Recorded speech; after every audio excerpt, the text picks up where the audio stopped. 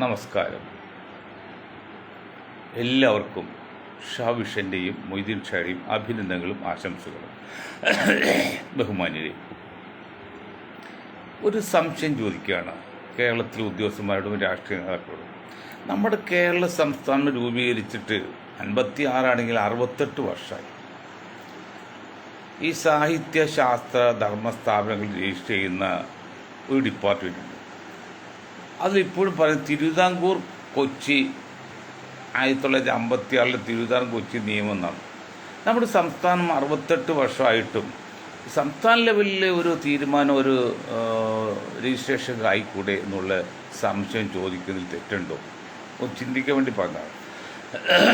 മറ്റൊന്ന്, ഭോപ്പാൽ ദുരന്തത്തിൻ്റെ 40ാം വാർഷികമാണ്. 40 ടൺ വിഷവാതകം പുറത്ത് പോയാണ് 40,000 പേര് മരിച്ചത്. ഔദ്യോഗികമായിട്ട് അത് താഴെയാണ്. ഒരു അമേരിക്കൻ കമ്പനിയാണ്. ആ അമേരിക്കൻ കമ്പനിയുടെ ചീഫ് അന്ന് ഇന്ത്യയിൽ നിന്ന് രക്ഷപ്പെട്ട് ഇന്ത്യയുടെ പ്രധാനമന്ത്രിയുടെ കെയർ ഓഫിൽ ഇന്ത്യ കടത്തി വിട്ടെന്ന് പറയുന്നത്.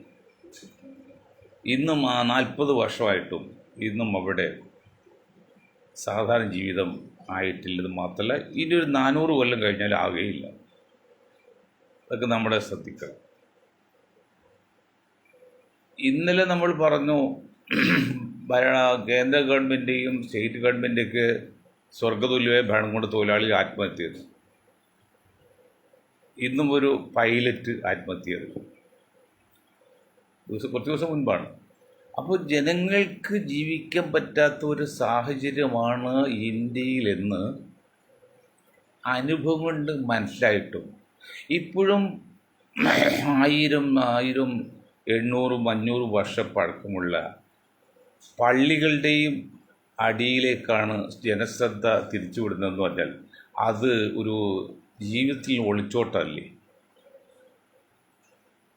ദുഷ്യന്ത് ദബെ അറിയാലോ, അറിയപ്പെടുന്ന ഒരു ലോകപ്രശസ്തയായ അഡ്വക്കേറ്റാണ്. നമ്മുടെ Chandrachud retired chief justice. 91 India government പാസ്സാക്കിയ ഒരു നിയമമുണ്ട്. ആ നിയമം മറ്റൊന്നുമില്ല, 47 ഓഗസ്റ്റ് 15 ഏതെല്ലാം സ്ഥാപനങ്ങൾ എങ്ങനെ നിൽക്കുന്നു ആ സ്റ്റാറ്റസ് കോ നിലനിർത്താൻ ഒരു നിയമം ഉണ്ടാക്കി. അതിൽ ബാബരി മസ്ജിദ് ഒഴിവാക്കിയിട്ട് അതിന് മുമ്പിന് കേസുകളുണ്ട്. ആ നിയമം നിലനിൽക്കെ നമ്മുടെ റിട്ടയർഡ് ചീഫ് ജസ്റ്റിസ് റിട്ടയർഡ് ആകുന്നതിന് മുൻപ് പല പുരോഗമന വ്യാഖ്യാനങ്ങളും വിധി പ്രസ്താവിച്ച ആളുടെ ചന്ദ്രചൂഡവകൾ നമ്മൾ അഭിമാനിക്കുന്നു. പക്ഷേ ഇതിൽ അദ്ദേഹത്തിന് പറ്റിയ വീഴ്ച ഇന്ത്യ മഹാരാജ്യത്തെ ഒരു അരാജകത്തിലേക്ക് എത്തിക്കും എന്ന് ചിന്താശക്തി നശിച്ചിട്ടില്ലാത്ത ആൾക്കാർ പറഞ്ഞാൽ നമുക്കത് എതിർക്കാൻ പറ്റുമോ? വലിയ അപകടത്തിലേക്കല്ലേ പോകുന്നത്. അങ്ങനെ ഒരുപാട് കാര്യങ്ങൾ മുന്നോട്ട് പോകുന്നുണ്ട്. നമ്മൾ വീണ്ടും കോൺഗ്രസിൻ്റെ കാര്യം പറഞ്ഞാൽ പ്രിയങ്ക ഏതാണ്ട് ദേശീയ AICC പ്രസിഡൻ്റ് ആക്കാനുള്ള പരിപാടി ഉണ്ടെന്നും ഖാർഗെ ഏതാണ്ട് കാലം കഴിഞ്ഞു എന്നൊക്കെയാണ് തീരുമാനം. ഞാൻ പറഞ്ഞത് ഇന്ദിരാഗാന്ധിയുടെ മോക്കോ അതല്ലെങ്കിൽ ഇന്ദിരാഗാന്ധിയുടെ സാരി കൊടുത്തുകൊണ്ടോ ഇന്ദിരാഗാന്ധിയുടെ ഹെയർ സ്റ്റൈലൊന്നും ഇന്ത്യയിൽ ഭരിക്കാൻ പറ്റില്ല. അത് പറ്റില്ല പറയാൻ കാരണം ഇതാ കേട്ടോളൂ. അന്നത്തെ ഇന്ദിര അതേ രൂപം അതേ ശക്തിയൊക്കെ ഇന്നായിരുന്നെങ്കിൽ ഇന്ത്യ ഭരിക്കാൻ പറ്റില്ല. അന്ന് പ്രതിപക്ഷം ഇവിടെ ഇന്ത്യയിൽ ഉണ്ടായിരുന്നില്ല. സംഘപരിവാരണം അശക്തരായിരുന്നു, അസംഘടിതരായിരുന്നു. അതുകൊണ്ട് ഇന്ദിരാഗാന്ധിയുടെ ഏകാധിപത്യം അല്ലെങ്കിൽ ഒരു സെമി ആജ്ഞയൊക്കെ നടന്നു, എന്നിട്ട് വിജയിക്കാതെ പോയില്ലോ. അതേ സ്ഥാനത്ത് ഇന്ന് അതിശക്തമായ രീതിയിൽ സംഘപരിവാറും BJP ഒക്കെ നിൽക്കുമ്പോൾ അതിനെതിരെ പ്രവർത്തിച്ച് അവരെ താഴെ ഇറക്കാൻ മൂക്ക് നീണ്ട പ്രിയങ്കയ്ക്കൊന്നും പറ്റില്ല. രാഹുൽ ഗാന്ധിക്ക് പറ്റില്ല. അത് പറ്റൂല എന്ന് പറയാൻ കോൺഗ്രസിനെ കൊണ്ട് സാധിക്കില്ല. അതുപോലെ കോൺഗ്രസ് സാധിക്കുമെന്ന് പറയോ? കോൺഗ്രസ് മണ്ടത്തരം കാണിച്ചു. ഈ കോൺഗ്രസ് നേതാക്കളെ ഇന്ത്യൻ ജനസംഖ്യ അതിന് 140 കോടിയാണ് വിചാരിക്കുക. കേരളത്തിലെ ജനസംഖ്യ 360 വിചാരിക്കുക, 360 ലക്ഷമാണെന്ന് വിചാരിക്കുക. അപ്പം അങ്ങനെയാണെങ്കിൽ കേരള ജനസംഖ്യ എന്ന് പറഞ്ഞ് ഇന്ത്യൻ ജനസംഖ്യയെ താരതമ്യപ്പെടുത്തുമ്പോൾ 2.5% ഉള്ളൂ. മനസ്സിലാക്കണം. 2.5% ജനസംഖ്യയായി നോക്കുമ്പോൾ മറ്റ് ഇന്ത്യയെ സംബന്ധിച്ച് അതിൻ്റെ റേഷ്യോ. ഇനി ക്രിസ്ത്യൻ സമുദായം എടുക്കുക. ക്രിസ്ത്യൻ സമുദായം ദേശീയ ജനസംഖ്യ 2%. അപ്പോൾ ആദ്യമായിട്ട് സോണിയാഗാന്ധിയും ഒക്കെ ചെയ്ത തെറ്റ്, കാരണം 2% ശിവൻ അന്തോണിയെ, മണ്ടനായ അന്തോണിയെ കൊണ്ടുവന്ന് ഏറ്റവും ഉയരത്തിൽ ഇരുത്തിയതാണ് കോൺഗ്രസിൻ്റെ നാശത്തിൻ്റെ ആരംഭം. ഒരു വീട്ടിൽ കോൺഗ്രസ് മനസ്സിലാകുന്നില്ലത്. കോൺഗ്രസിൻ്റെ നാശത്തിൻ്റെ ആരംഭം ഈ മണ്ടനായ ആന്റണി കൊണ്ടുവന്ന് 2ാം സ്ഥാനത്ത് ഇരുത്തിയാണ്. 30-40 വർഷം അങ്ങനെ പോയി.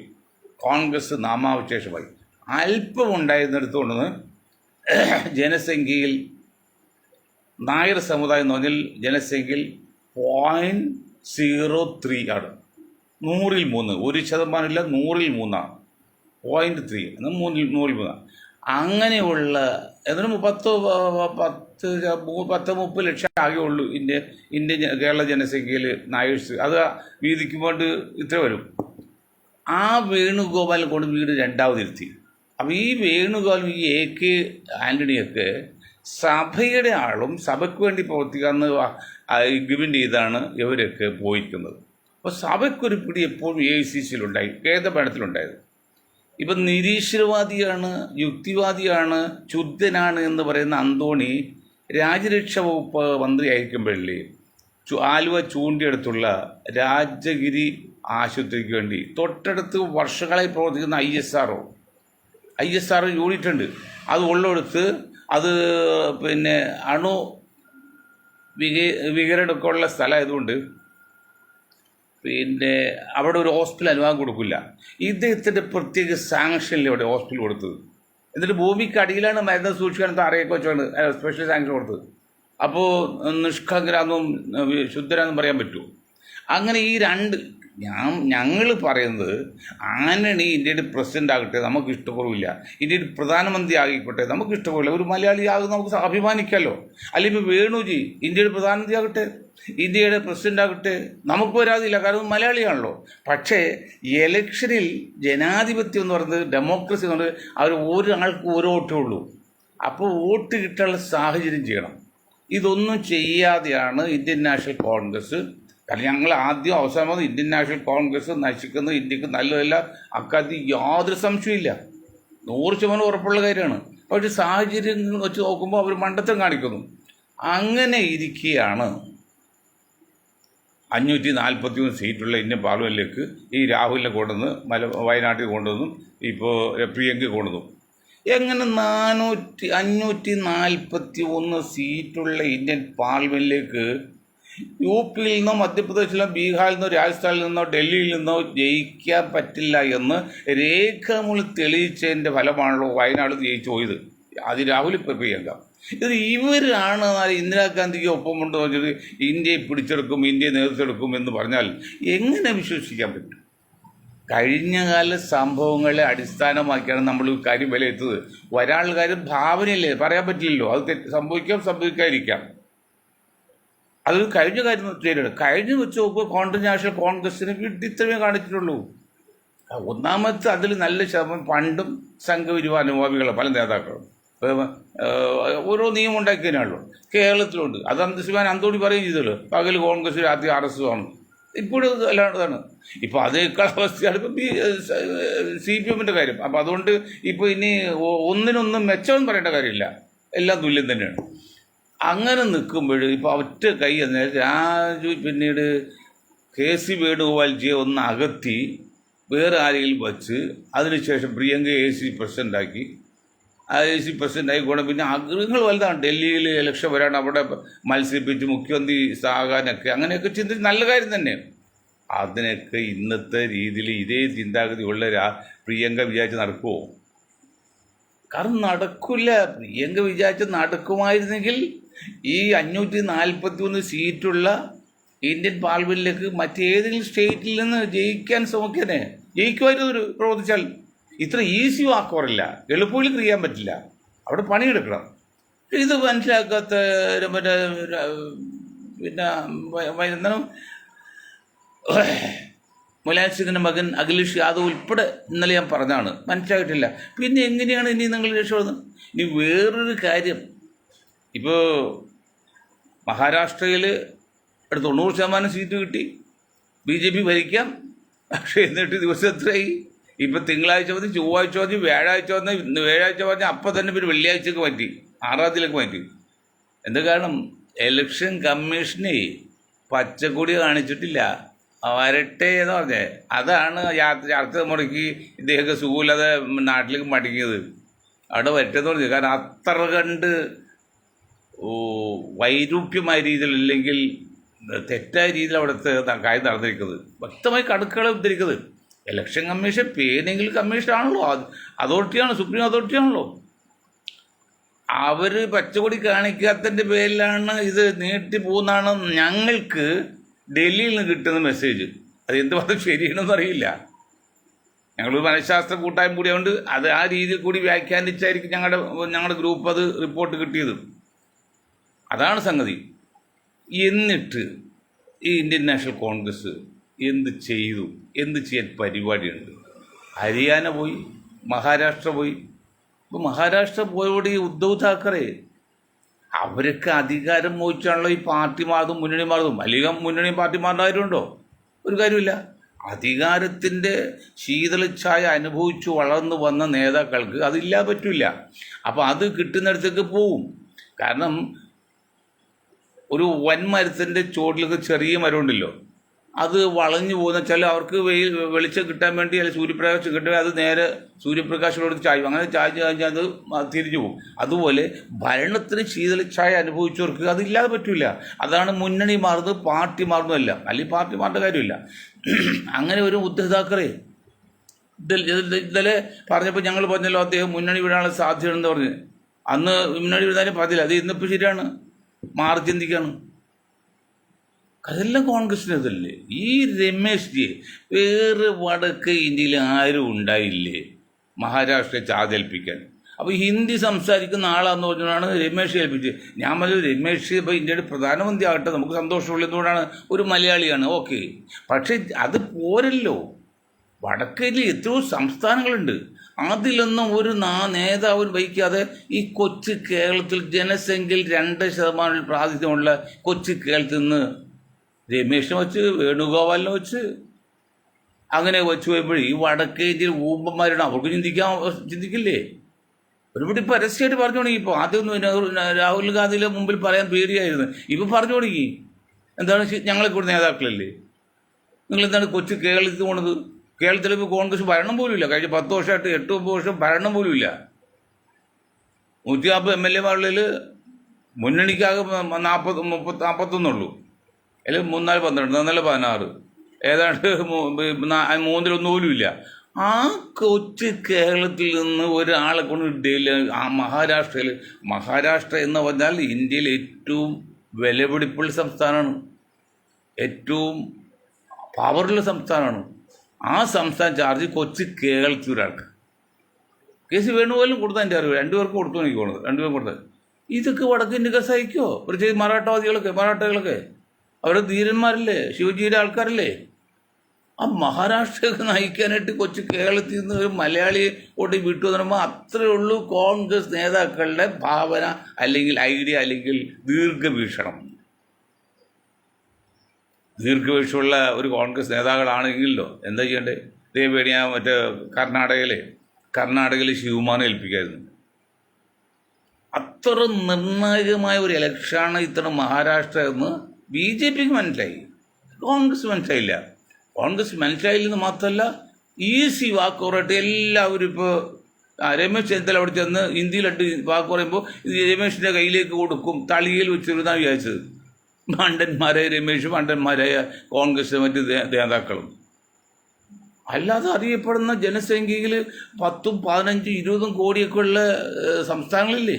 ആ സംസ്ഥാനത്തിൽ ഭൂരിപക്ഷ സമുദായത്തിൽ നിന്നും ന്യൂനപക്ഷ സമുദായത്തിൽ നിന്നും ചേർന്ന് എല്ലാത്തിനും കൂടി എടുത്തിട്ട് 2-3 പേർക്ക് ചാർജ് കൊടുക്കാമല്ലോ. അത് നായർ സമുദായം, നായർ സമുദായം മോശമല്ല. ജനസംഖ്യ വെച്ച് നോക്കുന്ന വോട്ടേഴ്സ് നമുക്ക് 0.03 ഉള്ളൂന്ന് ഇന്ത്യൻ ജനസംഖ്യയിൽ. അപ്പോൾ ചോദിക്കും നായർ ഹിന്ദുവിൽ. അങ്ങനെയാണെങ്കിൽ ഹിന്ദു സമ്മതിക്കും. അങ്ങനെ ഈ 2% ബ്രാഹ്മിൻസും അതും ഹിന്ദു അല്ലേ? എന്താ ചില സ്ഥലത്തൊക്കെ അവർ സ്ഥാനാർത്ഥിത്വം കൊടുക്കാത്തത് നിന്നാൽ ജയിപ്പിച്ചെടുക്കാൻ പറ്റില്ല. അപ്പോൾ ഹിന്ദു മാത്രം പറഞ്ഞാൽ പോരാ. ബ്രാഹ്മിൻസ് ബ്രാഹ്മിൻ തന്നെയാണ്, നായർ നായർ തന്നെയാണ്, ഈഴവൻ ഈഴവൻ തന്നെയാണ്, പുലയൻ പുലയൻ തന്നെയാണ്. അതങ്ങനെ നിൽക്കുന്നു, മോരും മോരും ചേരാത്ത വിധത്തിൽ നിൽക്കുകയാണ്.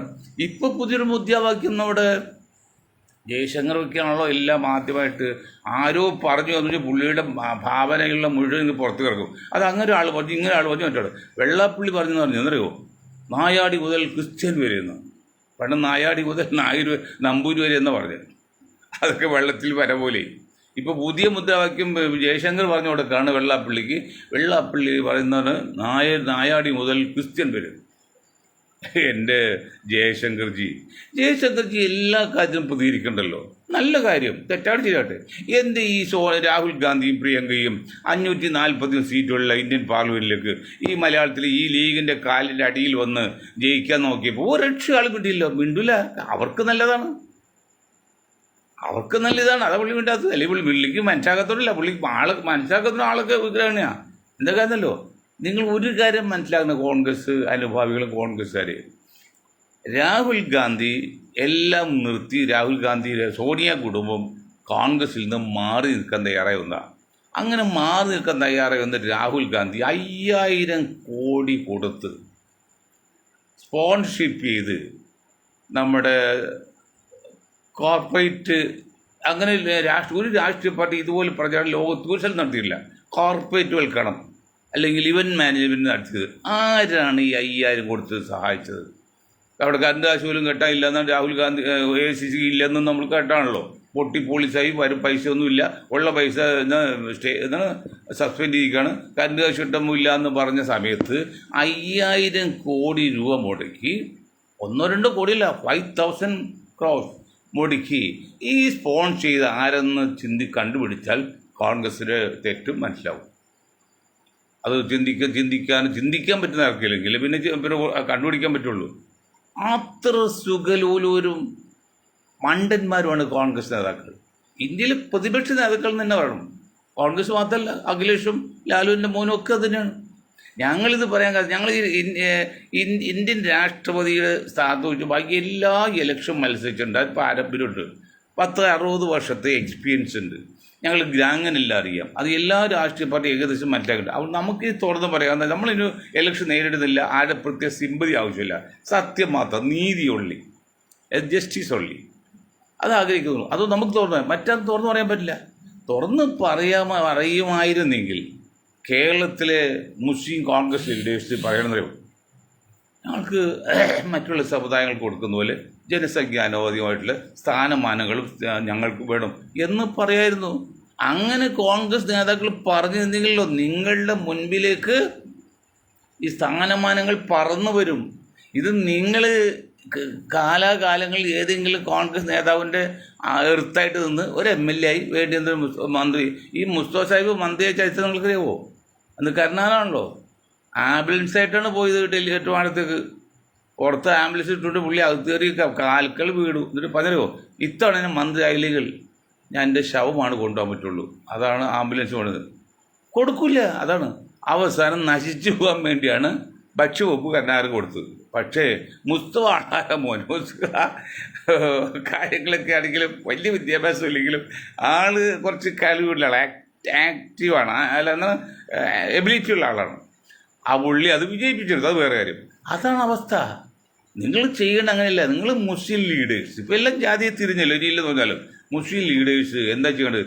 ഞങ്ങൾക്ക് ജനസംഖ്യ അനുകൂലമായിട്ട് കിട്ടണം, അല്ലെങ്കിൽ നിങ്ങൾ ലീഗുകാർക്ക് എത്ര കൊടുക്കുന്നുണ്ടോ ബാക്കി മതി. അത് പറയാൻ തന്നെയുള്ള ഒരൊറ്റ കോൺഗ്രസ് നേതാവ് ഇന്ത്യയിലുണ്ടോ കേരളത്തിലുണ്ടോ? പറയടോ, ഉണ്ടോ? ഇപ്പോൾ ഷാഫി പറമ്പിലൊക്കെ വന്നിട്ടല്ലോ. ഷാഫി പറമ്പിൽ കൊണ്ട് സത്യപ്രതിജ്ഞ ചെയ്തിട്ടുണ്ടല്ലോ. നിരീശ്വരവാദി പറയുമ്പോൾ ദൃഢപ്രതിജ്ഞയിലാണ്. ഒരൊറ്റ മുസ്ലിം ഒറ്റ ലീഗുകാരൊക്കെ അവർ ചിന്തിച്ചു പോലും ഉണ്ടാ. അതേത് സത്യപ്രതിജ്ഞ ചെയ്ത്?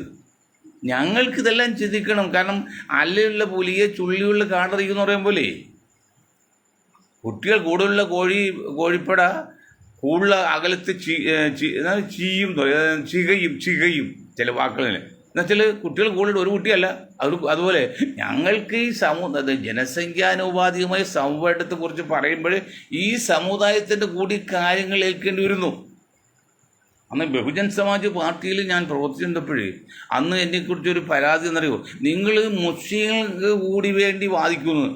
മുസ്ലിങ്ങൾക്ക് വേണ്ടി വാദിക്കുന്നില്ല, മുസ്ലിങ്ങൾക്ക് കൂടി വേണ്ടി വാദിക്കുന്നു. അവരെ വാദിക്കണ്ടേ? മുസ്ലിം സമുദായത്തിലൂടെ ജനസംഖ്യ അത് ഇപ്പോഴത്തെ ഞങ്ങൾ ലേറ്റസ്റ്റ് ചിന്താഗതി ഞങ്ങളുടെ അത് ഷായിസം എന്നാണ് പറയുന്നത്. ഇതൊന്നും ആൾക്കാർ എൻ്റെ കാലത്ത് അംഗീകരിക്കില്ല, കാലം കഴിഞ്ഞ് അംഗീകരിക്കും.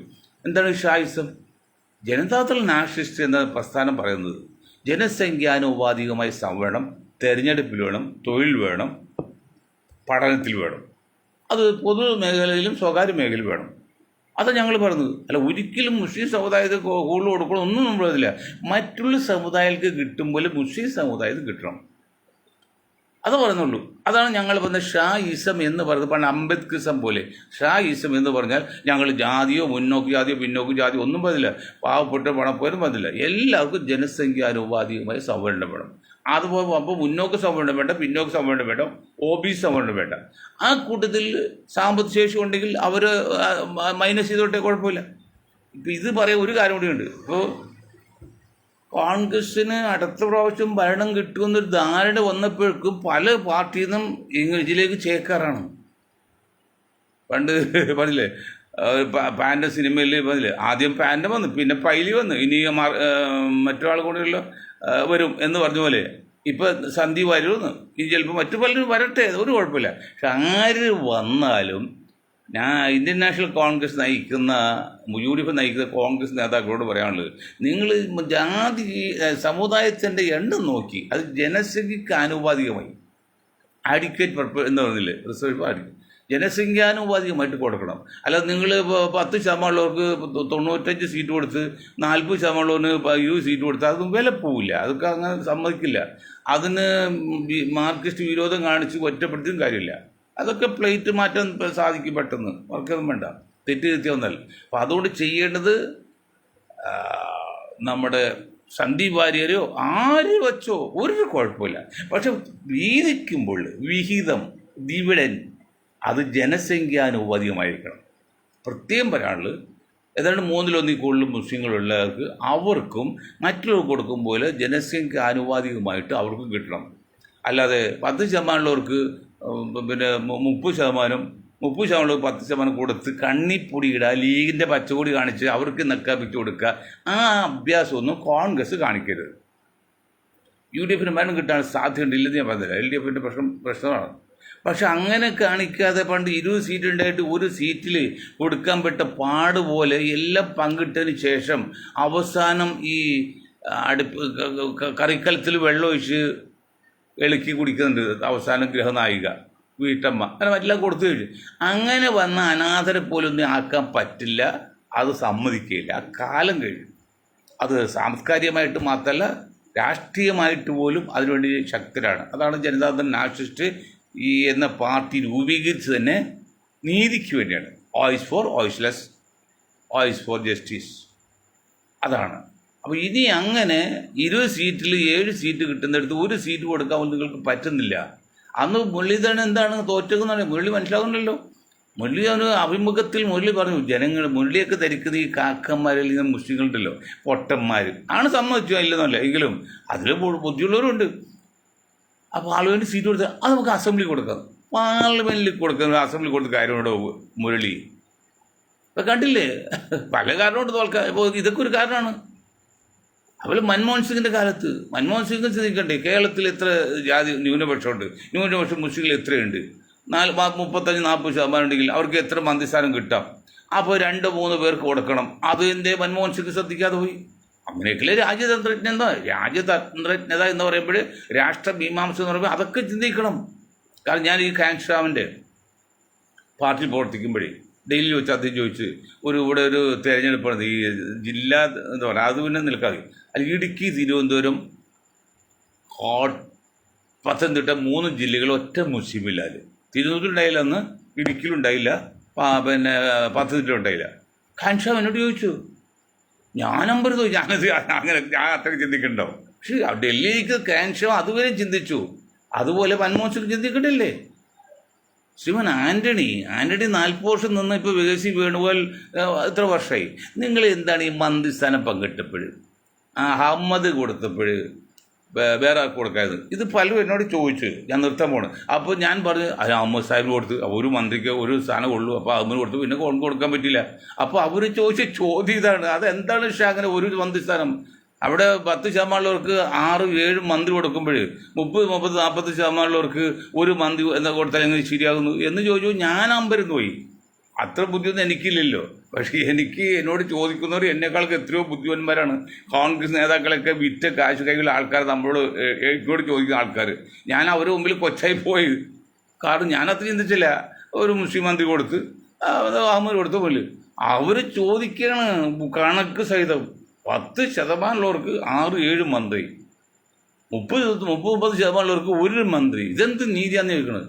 അപ്പോൾ കഴിഞ്ഞ അനീതിയൊക്കെ പോട്ടെ എന്ന് പറയുന്നില്ല. ഇനി ആ അനീതി വരാൻ പാടില്ല സുധാകർജിയും പിന്നെ ദാമോദർജിയും അല്ല, മറ്റേ പ്രതിപക്ഷ നേതാവുണ്ടല്ലോ, അത് നിങ്ങൾ ശ്രദ്ധിക്കണം, അല്ലെങ്കിൽ വോട്ട് കിട്ടില്ല. അപ്പോൾ അതിൻ്റെ കാര്യമില്ല. അപ്പോൾ ഏതായാലും കോൺഗ്രസ് ഒന്നുകൂടി ശ്രദ്ധിക്കണമെന്ന് പറഞ്ഞുകൊണ്ട് ഞാൻ എൻ്റെ വാക്കുകൾ നിർത്താൻ നിൽക്കൂരായി. നന്ദി. ജയ് ഹിന്ദ്.